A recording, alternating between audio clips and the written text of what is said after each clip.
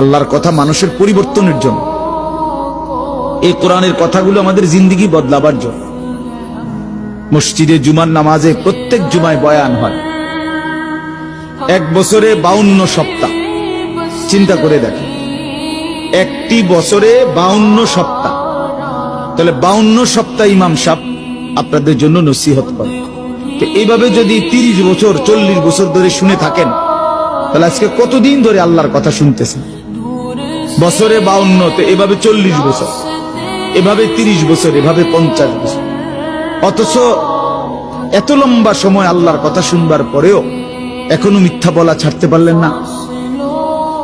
এত লম্বা সময় আল্লাহর কথা বলা শুনবার পরেও বিড়ি সিগারেট খাওয়ার অভ্যাসটা ছাড়তে পারলেন না। এত লম্বা সময় আল্লাহর কথা শুনবার পরেও চা দোকানের আড্ডা বন্ধ করতে পারলেন না।